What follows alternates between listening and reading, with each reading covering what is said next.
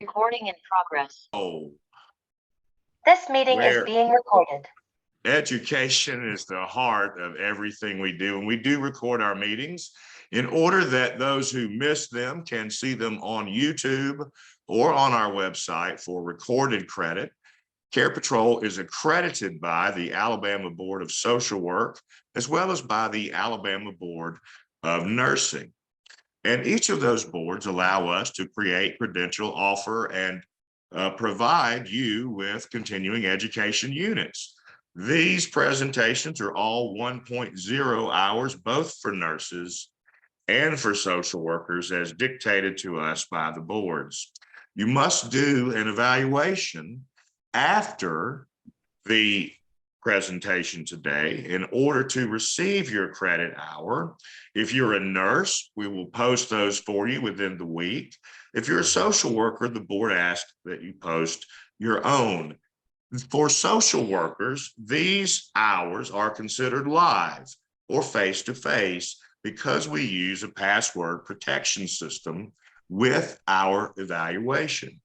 We give the password out at the end of the day. You must have it in order to open the evaluation. And again, you must do the evaluation in order to receive the contact hour. Now, Care Concierge is presented by Carepatrol. Carepatrol is an aging care navigation service and placement service. We help folks who are in the midst of some sort of healthcare journey or crisis or planning mode even, to understand what the options are existent in Alabama for elder care and aging care. That's what we do. We're paid like realtors. We're paid if we bring someone to a home where they move in, but we may end up working for really about 60% of our clients. We receive no commission.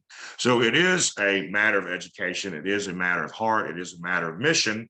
And we're happy to be able to do this and to be able to provide these contact hours for you.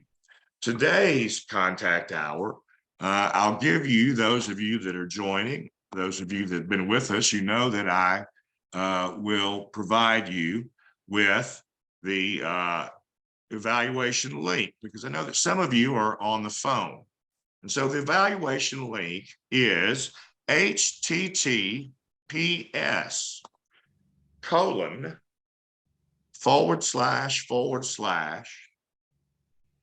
www.surveymonkey.com /r/ all uppercase letters, starting with the number 9, L as in low, 9, V as in victory, D as in dog, R, L. And once again, I'll read that as we still have folks joining us here this morning or this afternoon. I'm not sure which. Noon, joining us at noon. And our evaluation link is https://www.surveymonkey.com /r/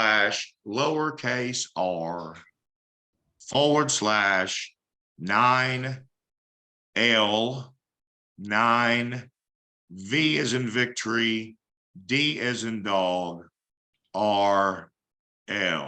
That's our evaluation link, and we will get to it in about an hour. We're happy that you joined us, and we're happy to welcome again our friend and colleague, Ms. Latonya Washington, who is in my opinion, a social worker and counselor extraordinaire. And one of the arenas in which Ms. Washington practices is self-care for clinicians. And all of our topics at Care Concierge by Carepatrol are topics that were suggested by former attendees. And so many times folks have asked for self-care. So we've gone to the guru for that information today. I hope that you will, as always, when you are with me, participate via the chat room. or by adding your voice to Ms. Washington's. To do so, you would simply move your cursor to the top or bottom of your screen. A bar will appear. The word chat is there as well as the word microphone. Click on that, and that allows you to participate. And we do count on and look forward to your participation. It's your voice that makes this all the more worthwhile for the rest of us. So without continuing to belabor the point of how much I look forward to today and want you to work with us, I'm going to introduce to you Miss Latonya Washington and her study, which is The Art of Self-Care, Strategies for Cultivating Resilience and for Compassion in Everyday Life. So Ms. Washington, please take it away. Thank you so much, Sean. I'm so excited to be here today. And I do apologize. I was having some difficulty with my camera, but I'm excited to be here. And I want to thank you for taking time out of your busy day to spend this hour with us. Self-care is something that I'm very passionate about, and something that I think sometimes can be a bit confusing in the sense that it seems so simplistic, but it's so challenging in ways to incorporate this into everyday life. Just kind of give you a little bit of history about myself. I am a therapist, a consultant, and an advocate, of course, for self-care. I've been a licensed social worker for quite some time. I've been a social worker for about 14 years. I am currently the owner of Changing Seasons Therapy and Consulting, a completely telehealth private practice serving all of Alabama.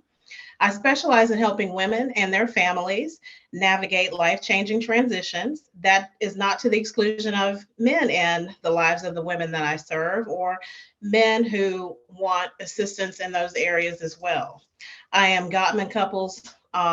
I'm trained in the Gottman Couples method, and I love working with couples to build and rebuild their relationships or to maintain their healthy relationships. I was fortunate enough to complete the Acceptance and Commitment Therapy Bootcamp with Dr. Stephen Hayes, the founder, in 2014. And it is an integral part of my practice. I love that ACT focuses on helping people live a life toward their values or driven by their values, not by their fears, anxieties, or depression. I am also trained in geriatrics through the UAB Geriatric Faculty Scholar Program and the Hartford Fellow in Aging Program. And I have an expertise across the continuum of healthcare and mental health. And again, I'm passionate about helping empower individuals to regain control of their lives, overcome challenges, and live the quality of life that they deserve. I also want to say happy Social Work Month to all the social workers in the audience. And I also want to say happy International Women's Month. A lot of exciting things going on this year, or this month, I should say. So let's review the objectives for today's webinar. So we're going to talk about how we define self-care, its importance in maintaining good physical, emotional, and mental health. We're going to discuss common myths associated with self-care, and we're going to debunk those myths. We're also going to provide examples of self-care activities that individuals can engage in to promote their overall well-being and reduce or eliminate stress. And I also want to encourage you all to prioritize self-care as an essential aspect of your overall health and well-being, using self-compassion as a strategy to support that. And I'm going to provide you with resources, tools, and hopefully some actionable tips that you can take away from today and move into practicing or enhancing your existing practice of self-care beyond today's presentation. Look forward to that. We've advertised it. Well, thank you. And again, as a reminder, as Sean said, we do want this to be an interactive and engaging presentation where you as the audience unmute and chime in when you feel compelled or when there's something that resonates with you or when you have a question. So let's move to the next slide where we talk about the importance of self-care, understanding the definition and debunking myths. So self-care is crucial to maintaining good physical and mental health, as well as emotional health. And self-care overall just looks at the activity that one does in order to take care of themselves in those domains. Self-care activities can vary from person to person, and they should be individualized and based on your interest and the things that you know that help you feel the most cared for. This can include engaging in activities such as exercise, eating a healthy diet, getting enough sleep, practicing mindfulness, engaging in activities that bring you joy and relaxation. So let's look at the next slide where we talk about the importance of self-care and understanding the definition and debunking myths further. So one of the areas that I've been studying and that I've been looking at has been related to work-related stress. A lot of the clients that I work with, whether in my therapy practice or as a consultant, express that they are dealing with a lot of stressful situations that are related to work and that those stressors are exacerbating stress in their personal lives. So according to the American Institute of Stress Workplace, the American Institute of Stress in the Workplace, 40% of workers say that their job is very or extremely stressful. 25% also view their jobs as the number one stressor in their lives. 75% believe that they have more on-the-job stress today than a generation ago. 29% of those workers also express feeling extremely stressed at work. 26% say that they were very often or often burn out or stressed by their work. So when we look at job stress, it's important to look at the factors that are associated with that, which would include health complaints, financial constraints, and family issues. The study also found that 80% of workers feel stressed on the job, and nearly half of them say that they need help in learning how to manage stress, and 42% of their coworkers need such help. 25% expressed that they have felt like screaming or shouting because of job stress. 10% expressed being concerned about an individual that they work with in terms of fearing that they could become violent. 14% of respondents expressed that they felt like hitting or physically striking a coworker in the past year but didn't. And 9% expressed being aware of an assault or violent act that has taken place in their workplace. And 18% expressed some sort of threat or verbal intimidation in the past year that they've experienced. So I want to ask the audience, are these concerns that resonate with you? Are these things that you have experienced or just had concerns about in your own work environment? I mean, I'll start. I would think that most everyone, and a higher percentage even that they obtained, would find that the biggest stressor in their lives is their work. I mean, I know that's without question true for me, and I'm sure Right. it is for many, many, many people on the phone. And Ms. Right. Talbot says yes. Novia Wright says absolutely. Ms. Siggers says yes in the chat room. Okay. Yeah. Ms. And Walden says yes. Ms. Shaw says yes. So we're warming up, ladies. We're on the hook. okay. Well, thank you everyone for being vulnerable and responding. And as we think about work, we spend the majority of our time at work. And so this is very alarming to know that people have to work and deal with this type of stress. So let's look at how we define self-care. So self-care can be defined as a practice of deliberately taking care of oneself through activities that promote your overall well-being and that eliminate distress. Self-care requires that you prioritize yourself, your needs, which can be challenging for some individuals, especially as we look at those in the helping professions, such as social work and nursing and other healthcare disciplines.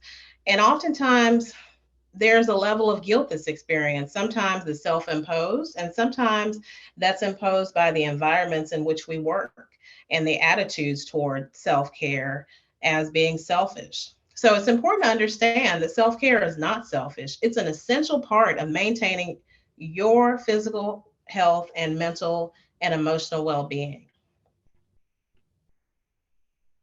So let's look further at some myths about self-care. There are several myths that are associated with self-care that can prevent you from engaging in self-care activities. And here are some of the most common. So, myth number one, self-care is selfish.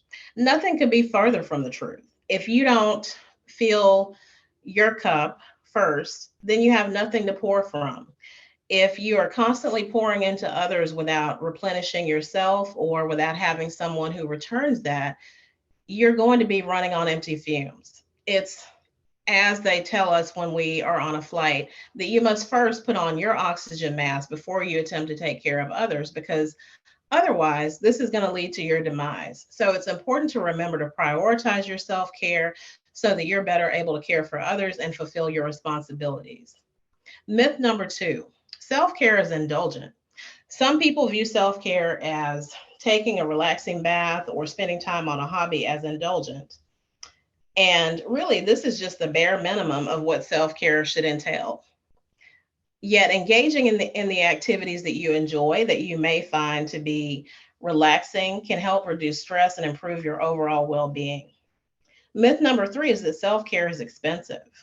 So, self care activities can actually come at no cost. And there are many things that you can do that are free or low cost, such as going for a walk, practicing yoga at home, or spending time in nature. Myth number four, self care takes too much time. It's time consuming. When in reality, self care activities don't have to take up a lot of your time. It can be something that you engage in a way that fits into your schedule.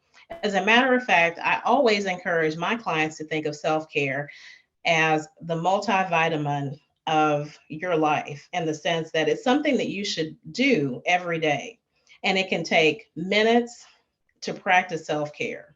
Sometimes the act of self care is simply allowing yourself time to take some deep breaths, which help to relax your nervous system, stretching during a break at work, or it can mean taking those dedicated breaks that oftentimes people don't allow themselves.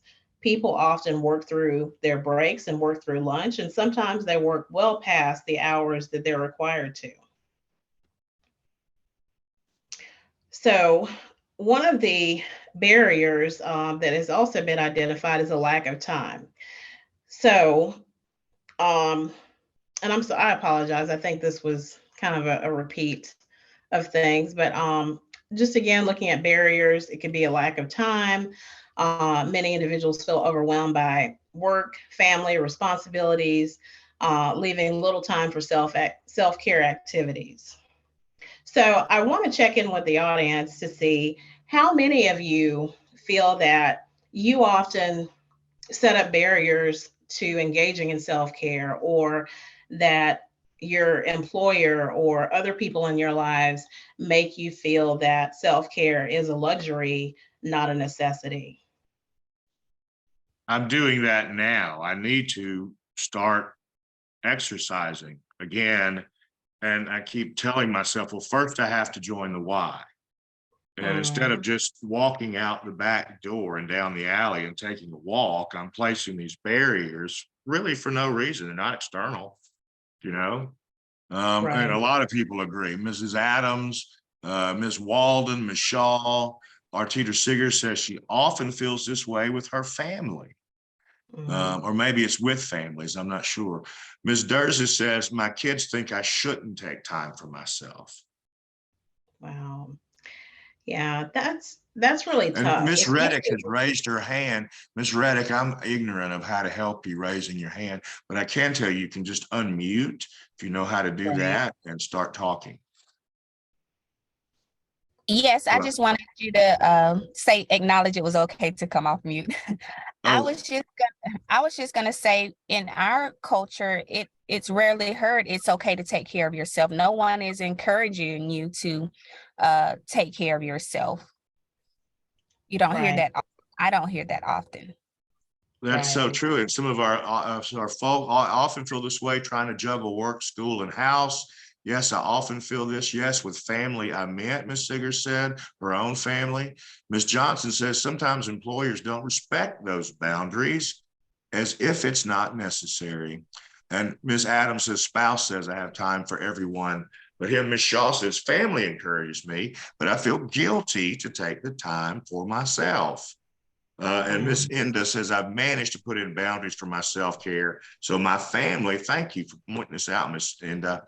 Thank you. My family has learned to accept it. And Stephanie Dursis says, setting boundaries can be its own form of self-care. And Ms. Fordyce says, workplace often rewards poor boundaries. This is true. And overextending ourselves as if it is something that is encouraged or expected. Yes, all of those are such huge challenges, and challenges that really, you don't deserve to experience. No one in your life that cares about you should make you feel guilty for wanting to take care of yourself.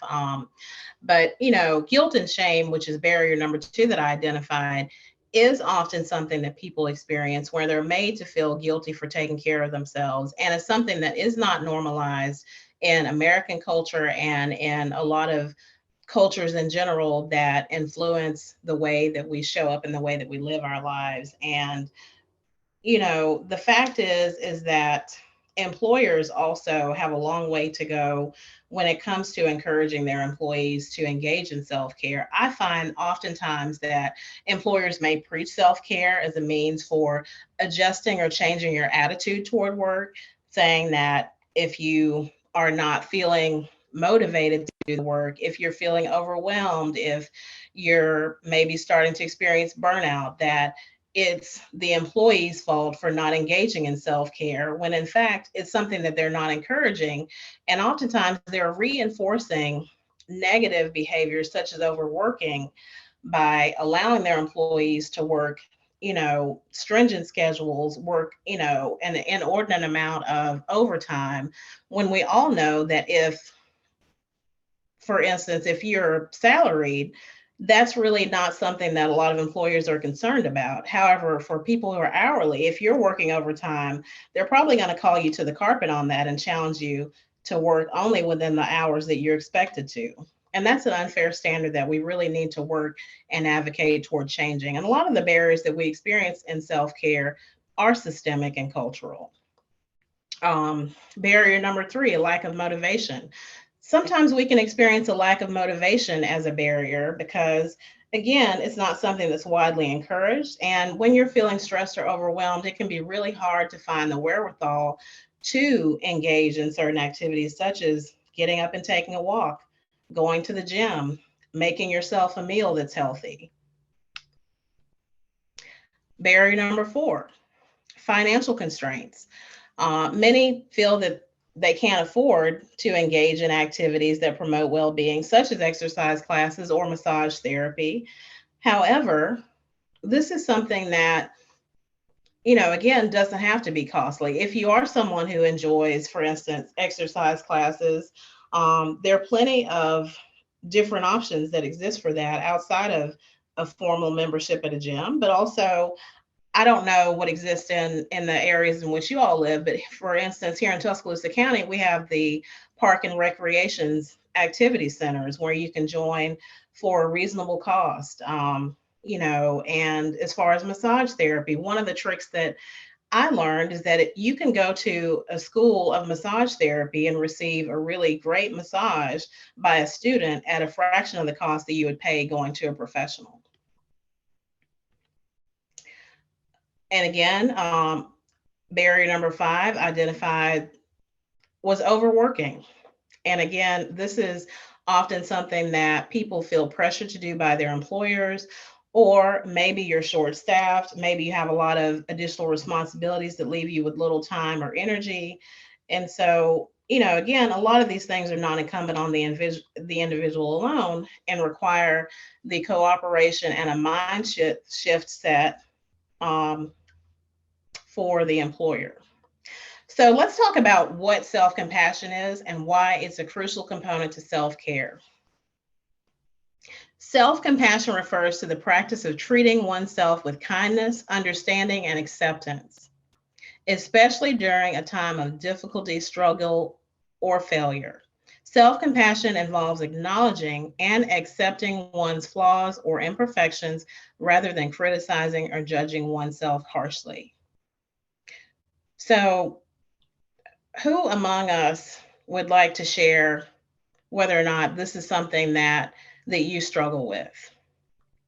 I'll be completely forthcoming and say that I do struggle with this. And I came to realize this when I noticed that I had sometimes unrealistic expectations of others, because sometimes those high expectations and being critical of others is really a reflection of how we feel that people need to be motivated or encouraged because it's something that maybe we feel has worked for us. But there's a lot of evidence that contradicts that. So is there anyone that feels like this is something that they struggle with and care to share? Well, I mean, I certainly do, and it's a tough topic to admit. But I wonder if, like in my case, this is probably more due to life events than anything else. But maybe that's what gets in people's way is their need to somehow make up for something in their past and work extra hard. You know what I mean? Right. Yes. That's an excellent point, Sean. And, oftentimes that voice that we have within, I refer to that as the internal narrative. And those of you in the audience that may be social workers or therapists may be familiar with that.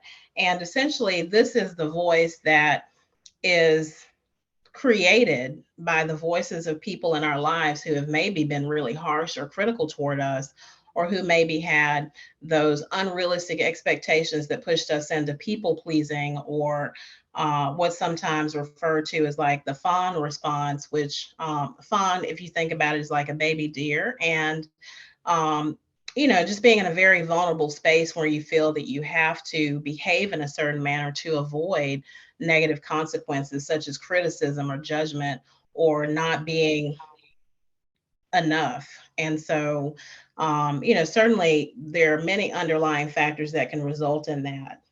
As we look at self-compassion, there are three major. Let me read. May I interrupt you? I'm sorry. Miss Sure. Green had shared something, and I thought you would like to hear it. I find that I'm often harder on myself than I am on others. I made a C for the first time last semester and cried for 3 days. Poor thing. Mhm. But here at work, I encourage students who make poor grades and remind them that C is average. And sometimes we all struggle with certain subjects. I find it hard to extend the same grace to myself that I give to others. Mhm. And Ms. Johnson follows up that as a social worker, she has compassion and grace for everyone, but sometimes not for herself. Okay. Yes. And Well, Ms. thank you. Jones is I'm sorry, Ms. Jones, we've got, you're really bringing people out, Ms. Washington. Ms. Jones says, I struggle with people pleasing, which contributes to my stress. I noticed that I am more kind to others than to myself. I wonder, y'all, how many of us could say that? Right. Yeah. And, thank you to each one of you who shared your experiences, struggling with this. And you're not alone in that. And quite often, those attracted to professions in healthcare, mental health, and helping professions in general, if you will, are people who are very sensitive to the needs of other people. Like, we're learning more about highly sensitive personalities, and whereas that can be a great strength, and it means that you have a lot of emotional intelligence and the ability to tap into what other people are experiencing, which allows you to be compassionate toward them. It means that sometimes you're so sensitive to that and focused on that it's to the distraction of paying attention to your own needs and how to show up for yourself. That's why it's so important for us to look at self-compassion. And one of the things that I like about self-compassion, as opposed to focusing on self-confidence, is that self-compassion says that as a human being, I am enough. A lot of times when we look at self-confidence, it's tied to performative behaviors and activities that are based on acceptance by other people versus self-acceptance. And so self-compassion really emphasizes self-kindness, being kind and understanding and gentle with yourself during difficult times rather than being self-critical or judgmental. demonstrating that behavior that you would demonstrate to others during moments like that, and not just reserving it as something that you do or offer to others.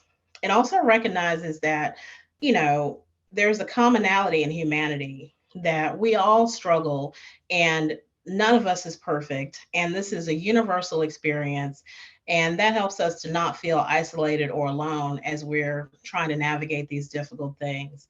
And it also requires being present and aware of the thoughts that you have toward yourself, the emotions that you feel during moments of difficulty or defeat, without judgment or avoidance of those uncomfortable feelings. So let's look further at the role of self-compassion in self-care. So these are very interconnected concepts, and I just wanted to share some ways that we can enhance our ability to engage in self-care through the use of self-compassion. And so this involves taking a look at how we judge ourselves and trying to move toward less self-judgment. When we're critical of ourselves, it often results in discouragement from engaging in self-care because we don't feel worthy. We don't feel that we deserve it or that we can be successful in taking care of ourselves in that way. It can often be something, again, that is influenced by external factors or that internal narrative that is often created when we've experienced critical, harsh judgment from others that we care about. Self-compassion can help reduce that self-judgment and negative talk, allowing us to approach self-care activities with a more positive mindset. It can also increase our motivation to care for ourselves. We need to recognize the importance of caring for ourselves and make that a priority so that when we're struggling with motivation, we can commit to the action until the motivation starts to match our actions and behaviors. And ultimately, we need to remember that we are deserving of self-care and that it is a necessary requirement for our well-being. Self-compassion also increases our ability to be resilient. It can help us overcome setbacks and challenges, which can be important in maintaining consistent self-care. When we're self-compassionate, we're more likely to approach setbacks with a growth mindset, looking at that as an opportunity to learn and to move forward differently. And we can also, again, commit to prioritizing self-care, even in difficult times or times when we feel that there are other things that are competing with self-care as a priority. Improved mindfulness. Mindfulness is such an important component of self-compassion and self-care. When we practice self-compassion, we're more likely to approach our thoughts and emotions with curiosity and non-judgment, which can help us engage in self-care activities in a mindful way without giving in to the distractions that often come up in daily life, and with intentionality. So I want us to take a moment to do this exercise. It's the self-compassionate friend exercise. So one of the foremost authorities on self-compassion is Dr. Kristen Neff. And she says, with self-compassion, we give ourselves the same kindness and care we'd give to a good friend. So I want us all to take a moment to think of something that we're currently struggling with when it comes to self-care or managing stress in our lives. And then I want you to imagine that it's not you, it's your best friend who's telling you about the struggle instead. What would you tell them? And then I want you to take a moment to rewrite whatever it is that you would say to them as a form of self-compassion and affirmation to yourself. So let's take about 5 minutes to do this. And if you want to unmute and share this verbally, or if you want to share in the chat, I welcome you to do that.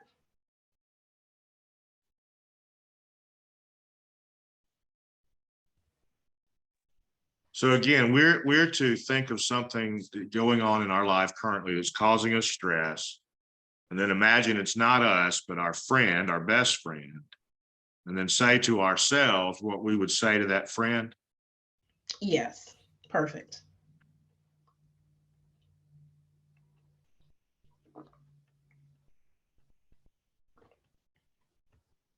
Finding it hard to pick just one. It can be. Stress, I mean, not friend.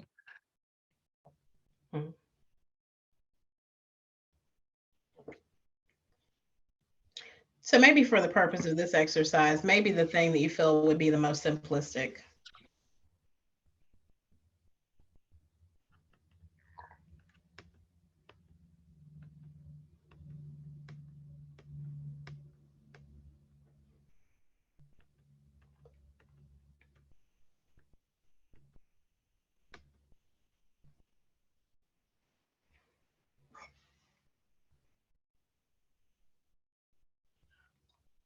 You have your own example?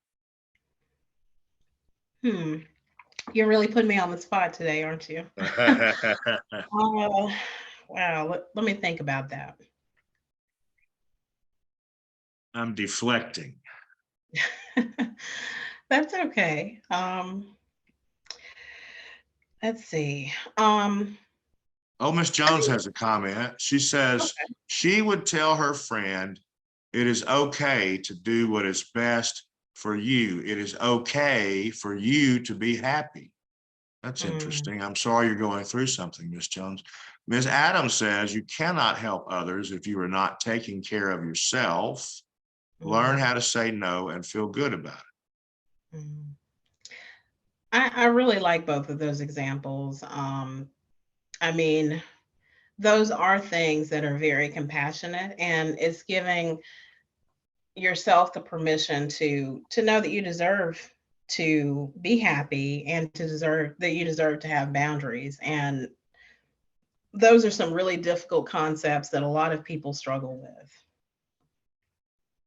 And, I think for me, I think boundaries is definitely one. Boundaries with time and ensuring that I'm using my time in a way that is not only productive, but a time that allows me to experience joy. I've been reading this book called The Art of Gathering, and the author really talks about being mindful of how we spend our time and being purposeful about the reasons that we come together, whether it be with family, with friends, with colleagues.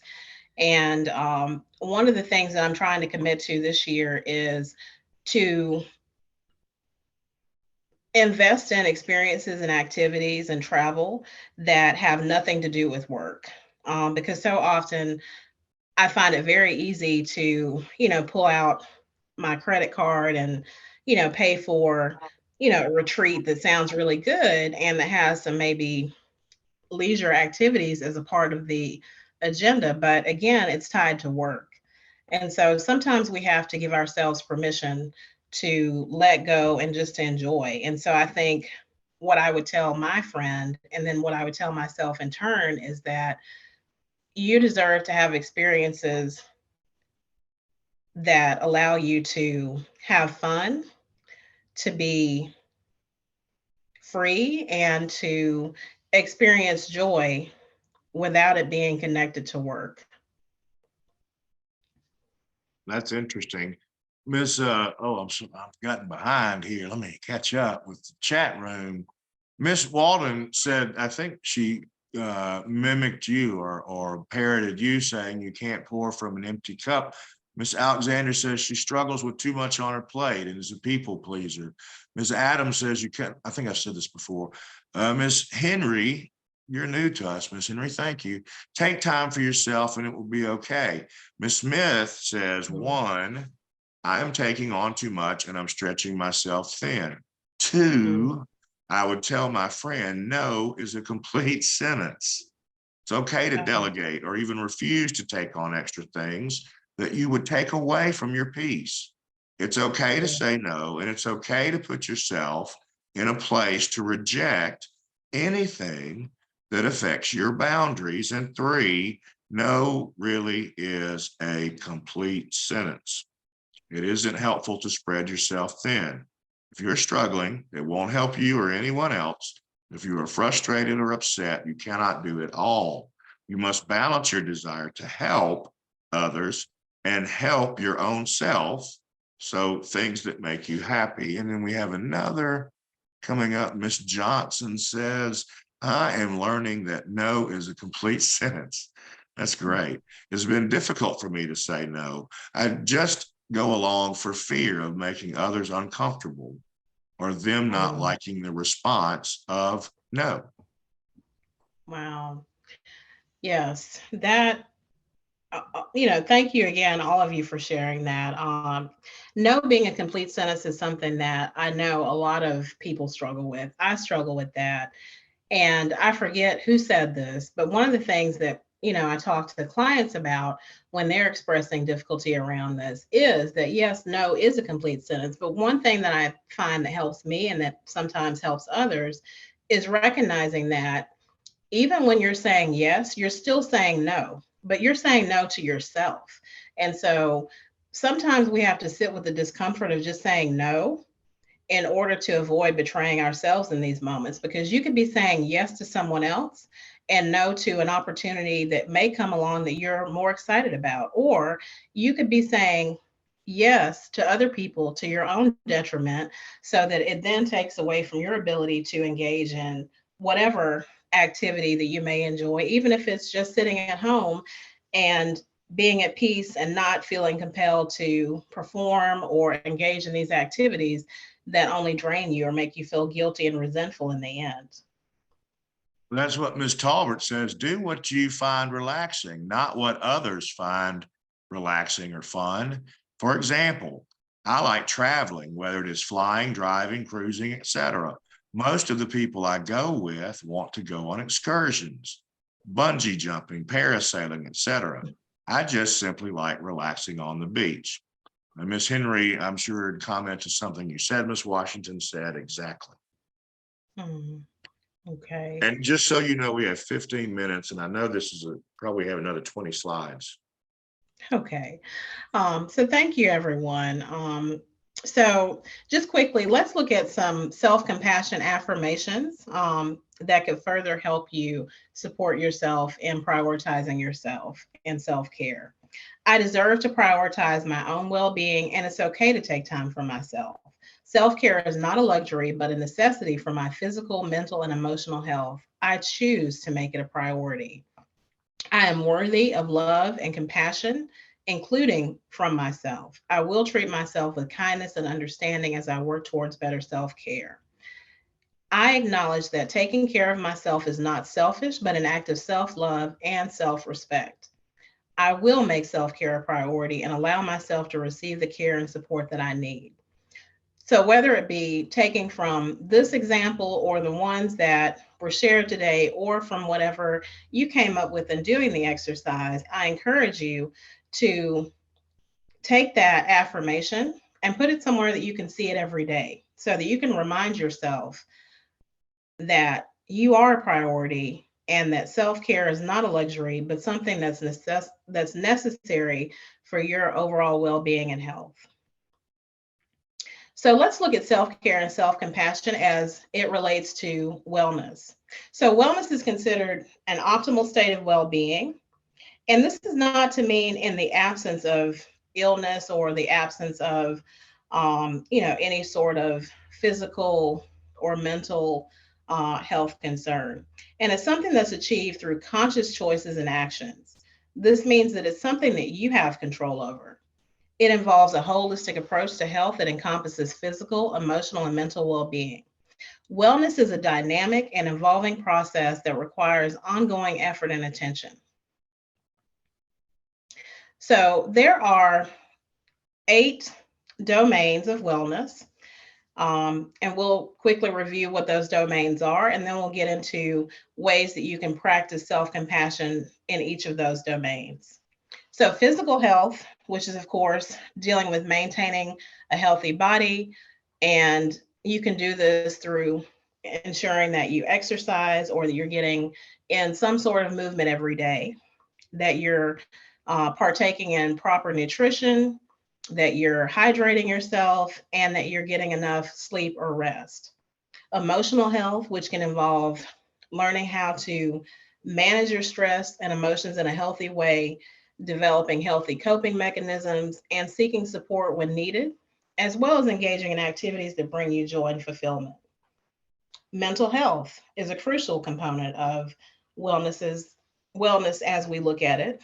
And this involves maintaining a positive mindset, learning how to cope with distress and anxiety, seeking support in terms of professional means, as well as being able to rely on those that you trust that are closest to you, and engaging in activities that promote mental clarity and well-being.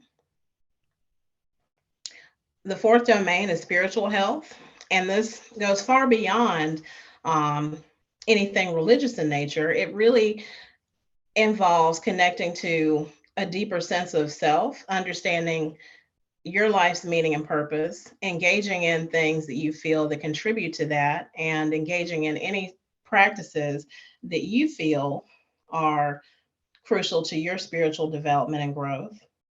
Surrounding yourself with like-minded individuals and finding ways to connect with nature. Number 5, occupational health. This involves finding satisfaction and fulfillment in your work, setting boundaries at work, as someone pointed out earlier, setting boundaries between work and your personal life, taking breaks when needed, and finding ways to increase your overall job satisfaction. I'm actually going to replace job with career, because I encourage people to not look at your job as the end all be all. Like, you have to think bigger than that, and you have to recognize that just because you're unhappy in one job doesn't mean that you'll never be happy in your career. And so sometimes the thing that you can do in your best interest of job satisfaction or career satisfaction and occupational health is determining if maybe there's a transition or a shift that needs to happen. Maybe it's not your job per se or your career per se. Maybe it's just the job and the environment in which you work. And we'll talk about environmental health as well. Social health. Building and maintaining positive connections with others is crucial. Being able to have people that you feel safe with emotionally and mentally that can offer you support when you're going through hard times. Being able to maintain healthy boundaries with others and engaging in activities that promote social connection. Number 7, intellectual health. Engaging in activities that you find to be stimulating and challenging, mentally pursuing new activities, new hobbies, interests, reading, and engaging in stimulating conversations. Number 8, environmental health. And this again goes back to looking at your surroundings and looking at ways that you engage with the environment, ways that you can reduce your carbon footprint, spend time with nature, and find more sustainable ways of living your daily life. So let's look at practical ways to practice self-care in each dimension. So with physical health, again, it can be exercise, and you want to find something that you love. So if you know that you don't enjoy being indoors, joining a gym may not be the best plan for you. It may be that you want to find, a way to be physical by walking, or maybe you enjoy hiking or running. Maybe you would enjoy yoga or dancing, healthy eating. So prioritizing a balanced diet, and not only just eating in a way that we normally think of as healthy, but eating in a way that that supports your health needs. So if you know, for instance, that you are, diabetic, or that you have hypertension, you want to think along the lines of eating in a way that supports you and supports being able to maintain the most healthy quality of life despite those conditions. Adequate rest. I can't stress enough the importance of making sure that you get enough sleep. So even though research says 7 to 8 hours, certainly you want to think about the number of hours that it takes for you to feel rested. And you also want to practice good sleep hygiene, making sure that your environment is conducive to good sleep. For most people, according to evidence, that is an environment that's cool, that's dark, and that's devoid of distractions such as TVs, devices. And ideally, you should not watch TV or use any device with that blue light, within 30 minutes of preparing for bed. Emotional health, this is being able to recognize what you're feeling, checking in with yourself, understanding your emotions, and having strategies for managing those emotions so they don't become overwhelming, or so that you're not suppressing them in ways that are unhealthy for you. So it could be practicing mindfulness, journaling, or even going to therapy to learn from a professional how to manage and process those emotions. Developing healthy coping mechanisms, identifying ways to maintain and manage your life despite experiencing distress, engaging in deep breathing practices, meditation, spending time in nature, seeking support by connecting with friends, family, or a therapist to talk about your emotions and struggles. Mental health, making sure that you maintain a positive mindset. And this can be something that's strengthened by engaging in the practice of using positive affirmations and challenging any negative self-talk that you may have. It can also, again, involve, deep breathing practice, meditation, progressive muscle relaxation is an exercise that can often be helpful with managing stress and anxiety, seeking support, spiritual health, could be engaging in the practice of meditation, prayer, or any other activity that's meaningful and purposeful to you. And engaging in this as an individual, as well as connecting to a community or group that shares your spiritual beliefs. Okay, occupational health examples could be, setting boundaries, again, between your work and personal life to prevent burnout. This could be, making sure that you don't take work home with you, making sure that you are not checking emails or responding to calls or text messages during hours outside of work, taking the breaks that you're given throughout the day, or creating the space and the time to take breaks to recharge. Social health, building positive relationships with friends or family members, or enhancing those relationships, and even maintaining healthy boundaries within those relationships and making sure that you're communicating what it is that you need and expect clearly. Intellectual health, staying curious, remaining open to new experiences, whether it be experiences gained or enhanced by reading, writing, learning a new skill, traveling. Environmental health, it could be spending more time outside. It could be going on hikes. It could be traveling and changing your surroundings. It could be making sure that your office environment is conducive to an environment that is supporting your mental health and well-being. So an example of checking in with yourself using self-compassionate self-care would be asking yourself some of the following questions. How am I feeling today, both physically and emotionally? What thoughts or feelings are present in my mind right now? How am I reacting to them? Am I being kind and compassionate to myself, or am I criticizing or judging myself harshly? What are some things that I can do today to take care of myself physically, mentally, and emotionally? And so this is something that, I encourage you to do, maybe later today, or, when you receive the slide deck. And, for the sake of time, I'll just review it quickly. So this is just an exercise that helps you to explore ways that you can create a self-care plan using self-compassion and wellness principles.